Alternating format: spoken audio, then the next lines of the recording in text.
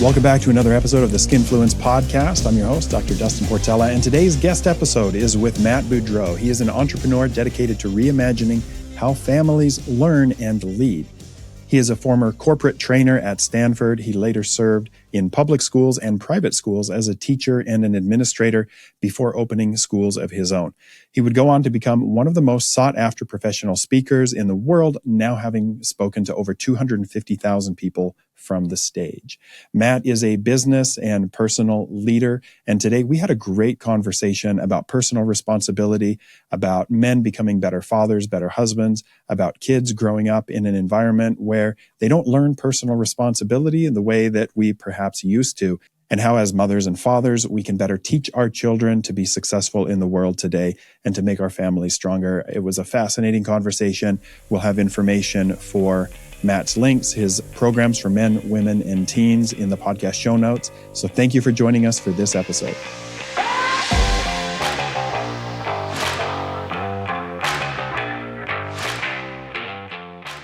Matt, welcome to the podcast. Oh, thanks, man. I appreciate you having me. It's always good to chat with you no matter what. So I appreciate it. I appreciate your time. I had the privilege to be on your podcast a couple of months ago and really enjoyed that conversation and thought I'd love to bring you and introduce you to my audience, particularly because I want to speak to men, or a lot of our audience are going to be women, but they may be able to introduce some of these topics to their husbands or their significant others. And I want to get the audience to just know you a little bit. You've spoken to 250,000 people around the world. You've worked with organizations like the Air Force and Lockheed Martin. But I want to learn a little bit about your real mission, and what you're doing now is reseeding freedom through whole family education. And if you could touch on that, what does that mean? Man, glad to do it. And I get to speak to all these organizations, I get to speak to all these humans, and it's all really ends up revolving around the same thing. I look at education as growth. It's what we're designed to do. It is the default setting of a human. And when we talk about reseeding freedom, I think words matter. And so when we say freedom, I literally mean being able to act or live a life by your own design without restraint, doing what you want to do with who you want to do it with. Obviously not in the context of being able to hurt anybody you want to hurt, right? There's the morality attached to that. But oftentimes, man, what we find, whether I'm talking to organizations or building schools, talking to families, is the biggest restraints that people have are themselves, right? It's like their own preconceived notions and the versions of ourselves that we've accepted as true, and the ideas that we refuse to examine. And so it's that's the work. And we work with everybody inside the family to uncover those things and then figure out how he or she can build what he or she wants to build, right? And how do we want to grow, and how do we keep distractions away and remain focused? That's what we're working to build, man. Yeah. I first became aware of you and your organization because of the elementary and secondary schools that you guys have created, the Apogee schools, where you're trying to but just educate kids in a model that's not traditional. Tell me a little bit about this model for educating kids and why you think it's valuable and a great alternative to the public school system. Yeah, thank you for that. I always preface the conversations here with, I am a fan of good human beings working in systems that I don't agree with. I came out of the public schools. I was a public school kid. I was a straight A student. I was a public school teacher, public school administrator. I've been in the belly of the beast, so I get it. And there's amazing people there who work there as well as send their kids there. So I never have a problem with the people. The system itself is not designed for human development. And that's my problem. It's like, okay, if we're going to take kids for X amount of years to prepare them for the game of life, shouldn't the preparation look like the game of life? All right. If I'm preparing them to be baseball players, shouldn't I practice baseball on the way there, kind of thing, not football, and then say, now go play baseball. Right. And so that's my biggest issue. So what we are doing, it's very similar to, it's very similar to a Montessori approach, but there is a physical fitness element to that too, and a personal protection element. There's an entrepreneurial element. The kids are there pursuing real growth. All the academics are still there, but they're only, a couple hours a day they're knocking out everything at a quicker pace than other kids are at their, public school counterparts. And then they're focused on building other things they're really excited about building and doing things they're really excited about doing. And it doesn't mean that there's chaos there, because we don't allow for chaos, like the morals and there's a martial arts element to it, right? Where there's a respect for everybody and for the environment. And again, the environment matters so much. But that's what we're building, because it allows that. I mean, we've got kids that, they want to get their degree. And so some of them are getting their degree as they get their high school diploma simultaneous. They get them both. Some are starting businesses and they come out of high school and they've already got, they're already making six figures in their business, right? Because that's what makes sense to them. And that's great. And that's what we want to perpetuate. We want to hold a higher standard. Yeah, I had the chance to visit your Austin campus and meet with one of your co-founders, Tim Kennedy. And I was just so impressed with the kids. They all looked so happy to come to school that day. They were walking in and they were excited, and they were bringing their projects out and showing me what they've been working on. And cool. And it was a really intriguing model. And I took my kids to the one locally here to check it out. And we're just trying to decide when the right time is to make that switch, because we're in the middle of the school year now. But totally. And I think it's a really interesting model. But you've also developed other education programs. You talked about for the whole family, because there's a lot of dads, a lot of moms who are trying to do their best raising their kids today. And they, maybe went through a system that didn't help them become the person that they want to be, and they're holding on to their own baggage. And so the one that I wanted to touch on first is the Apogee Strong Dads, where you bring in mentors that are, well-known personalities, and you're trying to help, dads, high-level performers, everybody and anybody to become the best version of themselves. And I'd like to learn a little bit more about that program. Who's this program for, and what can it actually do for them? I love what you just said. So one of the things you said to preface this is you said, we grew up a lot of times in these systems that don't prepare us for, right? And so then the irony is we come out and we're grown men, we're tackling the workforce, we're tackling, relationships and marriage and parenting, and we're trying to figure all this stuff out. And so since we are like, we feel ill-equipped for all of these things, I guess with my own kids, I'm just going to send them right back through the same cycle as me, right? About the same conversations that my dad did or did not have. I'm going to send them to the same schooling system that left me feeling ill-equipped, right? And it's just, we perpetuate that. And that makes sense, man. I get it. Because that is what, you don't rise to the expectations. You fall to the level of your training, right? You fall to what you know. So why don't we raise the bar of what we know? So there is no, as far as the men are concerned, I wish I could tell you, okay, well, it's specifically for dads with this background or that work in this specific industry. It's not. It's for men. Period. End story. Because all men are in charge of leading themselves. All these men are in charge of doing right by their wives, right by their children, right by the people they get to lead at work, in their community, no matter what it is. And we are truly holistic. It's a cliched term at this point, but I mean, we are taking a holistic view at human growth. Every man, like your own personal psychology, your time and energy management is what we're focused on this month. We'll get into the physical health, not just fitness, not just like, come on, bro, everybody get a six pack, right? But like, what does it actually mean to be healthy? How about not getting sick for years on end? Right. We'll dive into the spiritual side. We'll dive into making your marriage better, legacy for your kids, rites of passage, the financial part of the game. Like, we dive into all of it. And like you said, we bring in the best of the best. I'm not claiming to be the guy with the answers for all of it by any stretch. I'm just somebody who is obsessed with getting better and helping other people get better. So we bring other people in who I know are better than me at these things and go, okay, cool. Let's all help each other and let's, build some momentum around these, man. It's the freaking best. Yeah.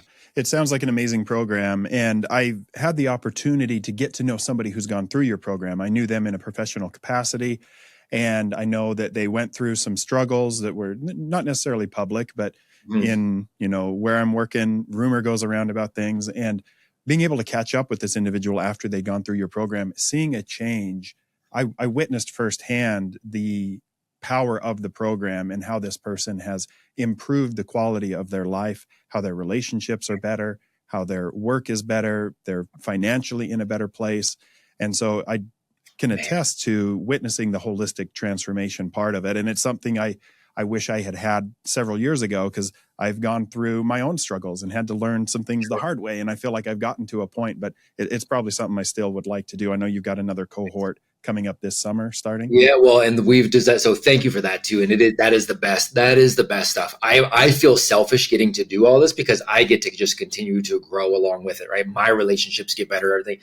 I get to be a part of this too, as much as I get to lead it. Mm-hmm. And that is the best stuff, is having somebody, or having wives reach out, or having kids send me letters and go, "Hey, dad is different. Hey, I was on the brink of divorcing him, and he never was like this even when we dated," right? Like that's the best stuff, man. Yeah. And so we're going back through and doing a structural redesign where we will have it to where it's just going to be like you can jump in at any time and you can stay as long as you want. We're redoing projects and challenges and having new people come in and help build out, and Jordan Peterson's help build out a specific month, right? And Hormozy build out a different month, and we're just guys that are really, really smart at certain areas, and we just focus real hard on that month. So we'll have something that can go in perpetuity. Yeah. You mentioned Hormozy, and I just want to bring up his recent interview with Tony Robbins. Yes, sir. Had a chance to watch that. Yes, sir, I did. Was one of the most fascinating hour and a half of content that I've ever watched, because you have a guy here who is, many would consider, just the peak of life. He's bringing in $250 million a year. Right. He's got the physique of a Greek god. It's enviable to every man. Mm-hmm. And he opened himself up and kind of expressed that he's not fulfilled. Yeah. And when you can look at somebody like that and say, you know what, maybe they don't have it all. Yep. And so I think that that was beautiful vulnerability on the part of a man that many people look up to. And I think it's cool that you're bringing him in. I'm sure he's got a lot to offer, but it just goes to show that nobody has it all. Nobody's got it all figured out. Exactly. And that's the goal that you're trying to help. I think a lot of men. Go ahead. Right.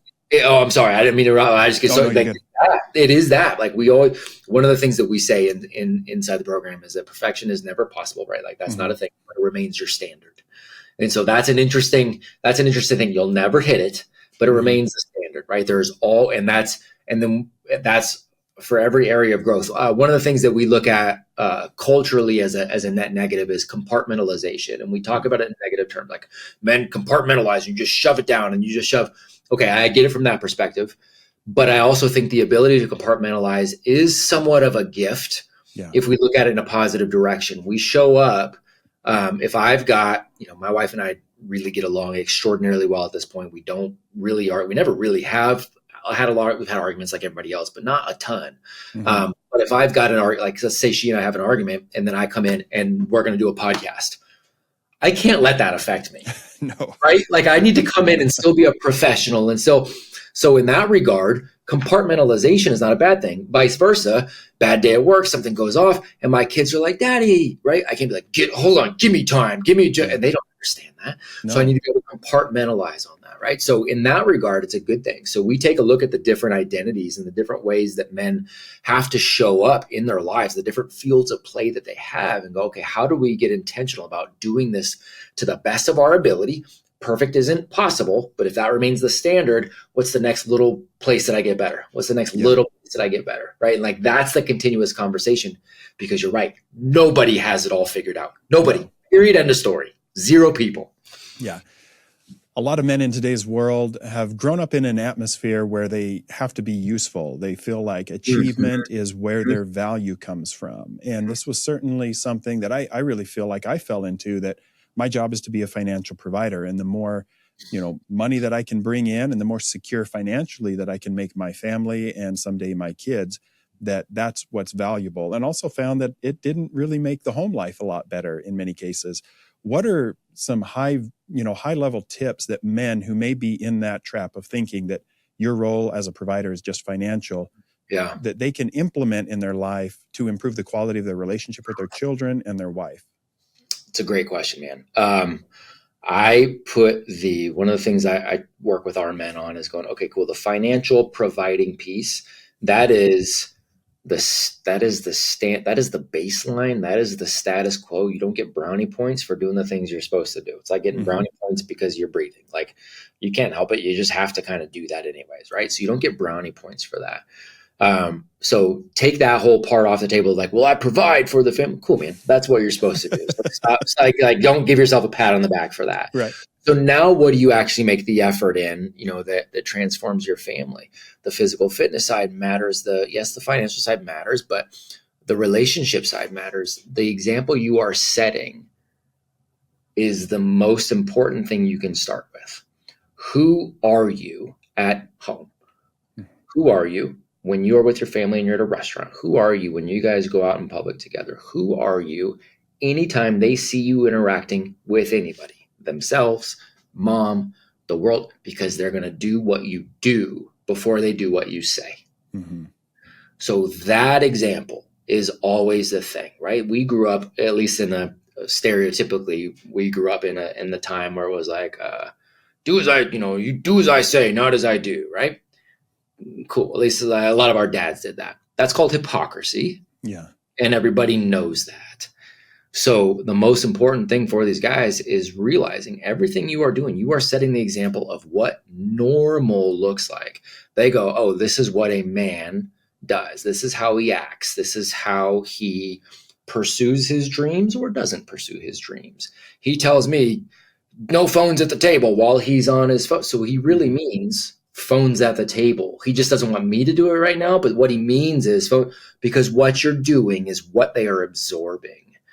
That is fundamentally the biggest thing men can understand, because that plays into the identity that you show up as. Like, that's really what I don't want to get guys motivated, and I'm not even trying to get them more disciplined. I'm trying to get them to understand an identity of the person who does this, because that's what your kids are going to take away. Yeah, that ties right into a book that I love, The Atomic Habits by James Clear. Adopting an identity, making the decisions that person would make, and you become that person over time. It's the book that we're in right now with the men in the men that are in their first year this month. That's the book that we're tackling. It's a great book, and I highly recommend it. Yep. Agreed. Within your program, you talk about servant leadership and moral values first, particularly for young men, which is in many ways countercultural. Why is this so critical for young men to adopt moral values in society, and how can parents help encourage that? My gosh, man, this is what leadership looks like. It is such an interesting, you said counterculture, and it really is right now. One of the things I'll get from parents who don't hold a standard for their young men. If I do come across parents that aren't holding a standard, they just, well, my boy's he's just being a boy, and this is just what boys do. And they're talking about anything from just throwing temper tantrums to not listening to anything, to hitting their siblings, to refusing to do chores because they're playing video games. And I don't want to be the guy that goes, well, my son doesn't do any of those things. Because again, I don't want to paint the picture of like, I'm a perfect dad and I have the perfect son. Neither of those are true. However, there is a standard in this house that has to be met. And there's no distractions available for him to get distracted by. And I don't have to hold that standard by cracking the whip. People meet my kids and they're like, well, how do you discipline your children? Oh my gosh, they're so kind and they're so cordial and they communicate so well. I'm like, I don't have to discipline them. I have taught them to be disciplined humans. These are the systems that we implement in our home. And so for these young men, they can rise to the standard that you are setting. Our DNA actually begs us for that. I tell parents, the word teenager wasn't even a word until 1944. It wasn't even a word. It wasn't a concept.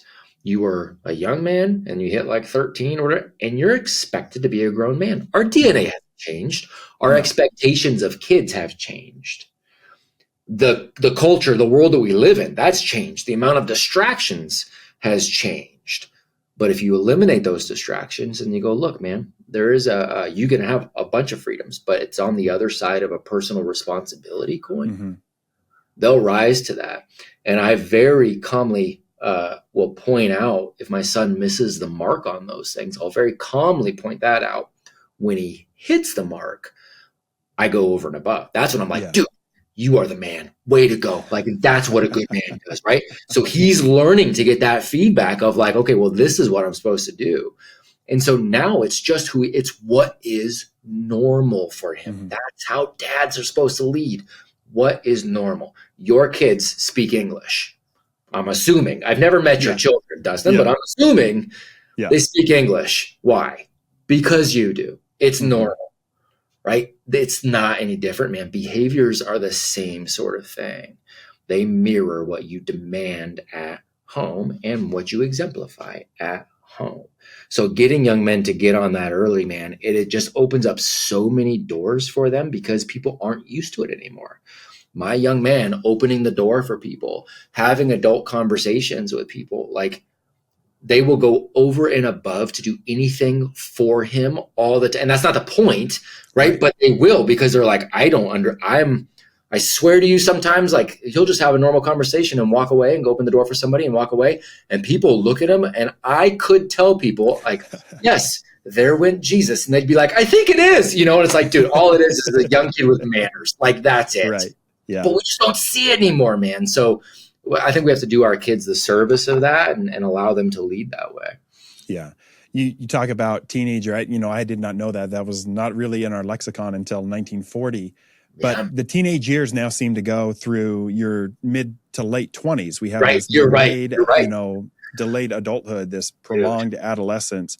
And so many boys that don't develop these skills, and I think it happens for girls as well, they don't learn that discipline. They don't learn these skills to interact in society. And then they don't know when they're supposed to implement them, how to implement them, because it was never taught. And we've created a permission structure in society that allows people to continue to act like adolescents well into adulthood.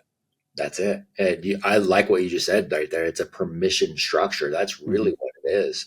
And we have put victimhood in a lot of way, entitlement on a pedestal. And it's, you get, the more victim points and the more fingers that you can point outwards, right? Like the more points you get.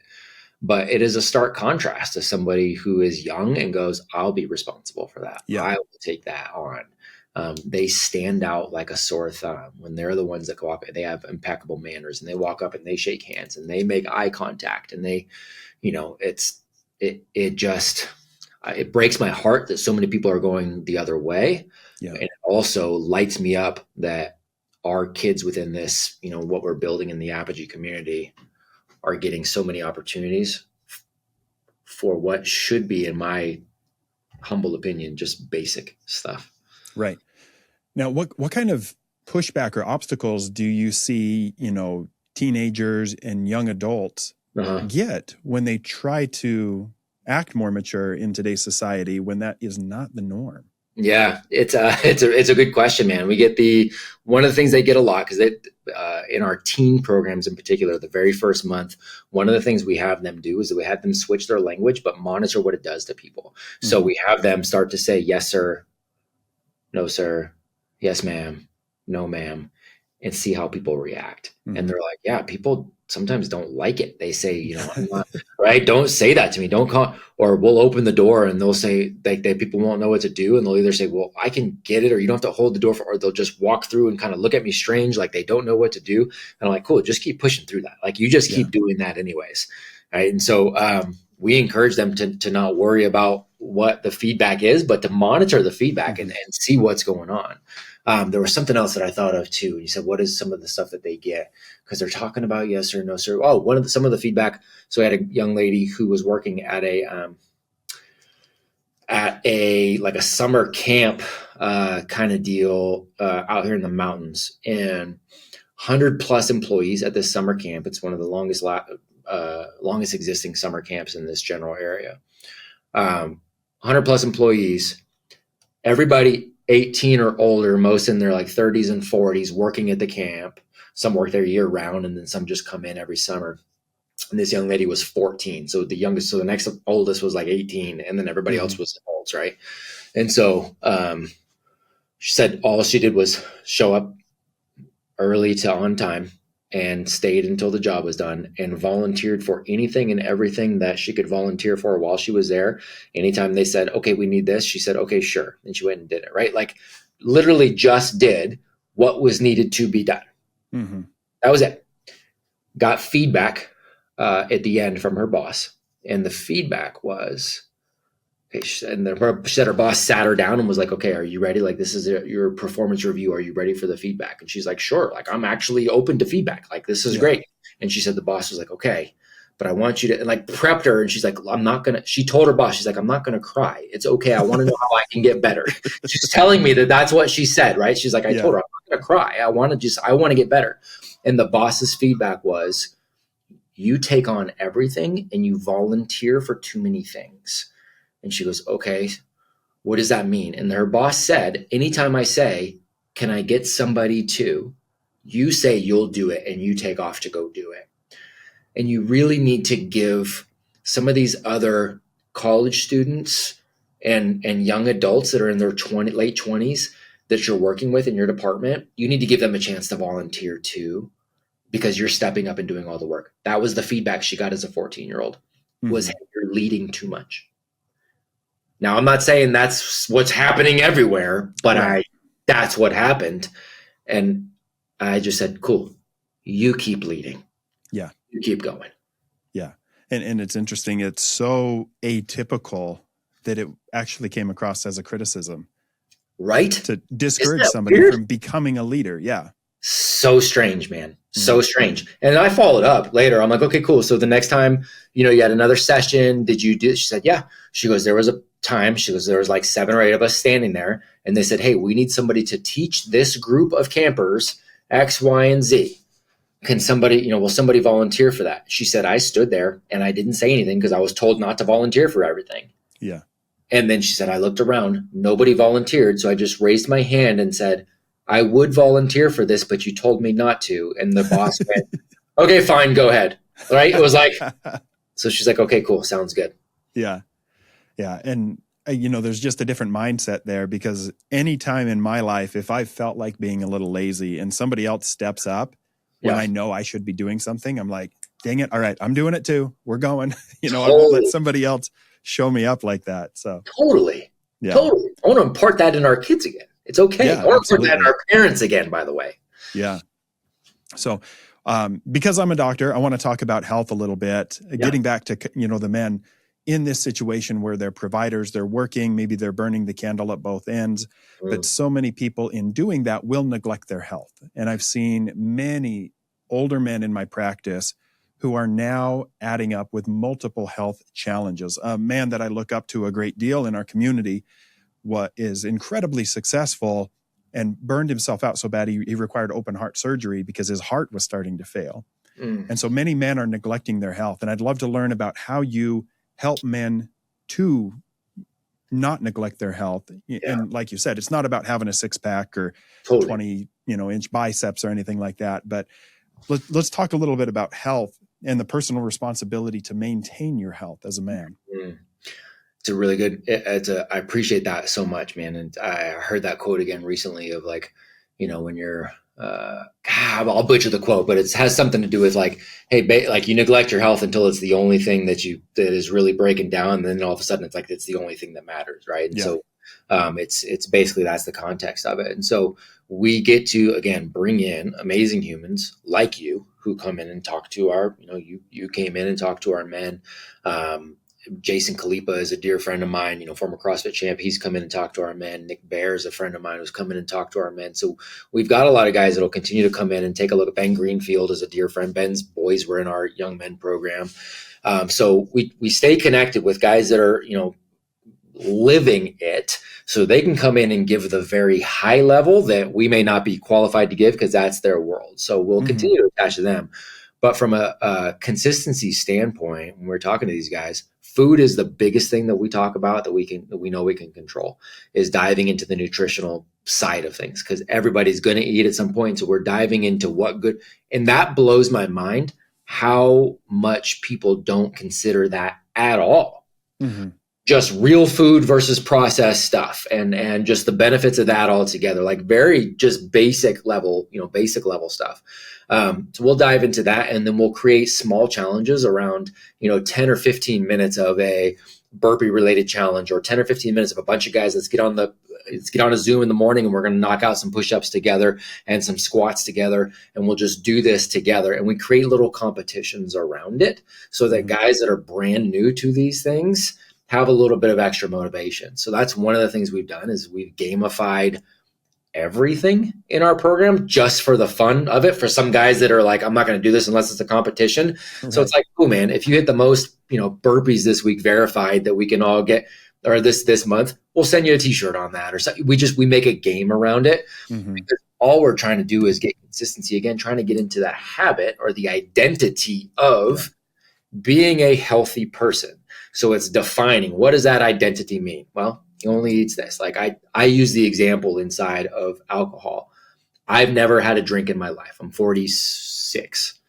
I've never had alcohol. I'm not awesome. I just identified very early on as somebody who didn't want to drink. And I had my reasons at that point. Now I'm 46 and I'm just like, dude, I've got a long streak. Like that's pretty cool to be able to say I've never had a drink, right? Like that's just cool.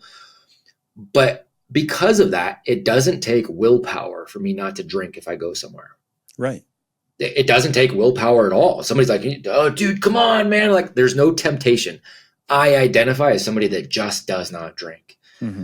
So I want to get the identity piece in there for all of our guys of, look, I'm somebody that doesn't do cheat meals. I only eat real food. I get, sleep is an important part of health, right? I have a very specific bedtime and a specific wake time. We just little incremental, get your identity locked into these healthy habits that take care of 90% of things. And then let Ben Greenfield give us here's the cool peptide and here's the cool, give us the fancy ideas. Let's get the basics locked in. Yeah, you can optimize past that point, but we all know the basics that we should be implementing in our life on a regular basis that are going to do, like you said, 90%, maybe more of what we need to maintain our health. So I think that's really helpful. As our audience does have a lot of women, I would love for you to talk a little bit about the programs that you have for women as well. Yeah, it's the best, man. So we started, I was already launching schools. We started with the young men's mentorship side. We had a bunch of dads that were like, if you could do this, but for men, here we go. So we went up to the men, and then inevitably, organically, the wives going, okay, cool. I've got a better husband at home now. Let's do something for the ladies too. So that was really the next thing, was the ladies. And then we came back down to the teenage young ladies too. So yeah, we've got a lot of ladies, a lot of young ladies in these programs, a lot of similarities. So young ladies to young men, ladies to the men. There are similar months where we'll have a focus, because like time and energy management, that's not gender specific. The energy part, maybe a little bit, but like time is time, 168 hours, everybody's got it. So there's some similar projects and challenges there. And so if we've got a guest mentor coming in that speaks the language of both, we'll have them come together now. So like Brian Callen, actor and comedian, is a dear friend of mine, great guy. So he came in and was speaking about the ability to, kind of what we were talking about earlier, like he's dad Brian and he's husband Brian, and then he'll go be podcast host Brian, and then he's got to go be in front of the camera actor Brian, and then so he wears, it's all him, but it's different versions of him. Every man and woman faces that, and they have different fields of play. So he came in and spoke to both, right? Dr. Gabrielle Lyon is coming in to speak about health related stuff. She's going to speak to both. Sometimes it's just female specific stuff, and so we will have who just Carrie Walsh, Olympic gold medalist. She's awesome, man. Great human. She came in and spoke to the ladies and to our young ladies about some female specific things when it comes to athletics and some of the differences in there. So we take the same concepts of being a human, and we just have good ladies lead the calls on that. So I have female coaches for the women, female coaches for the young ladies, young ladies that are doing really cool things that come in and lead the other young ladies. And we go through the same process of optimization. It's just a little bit different challenges. It's so cool, man. Well, I think these programs are amazing. And for anybody listening that would be interested for themselves, for a partner, for a child, where can they go to learn about these programs and how to sign up and get involved? Super grateful, man. ApogeeStrong.com is where to go. And I know that site can be overwhelming, but that's where to go. You can check out all the different verticals of the things we've got, and the nonprofits that we raise money in. All the nonprofits, none of it goes to us. It all goes to support people to get into these programs or to do things in their community too. So everything is laid out there at ApogeeStrong.com or at Apogee Program on socials.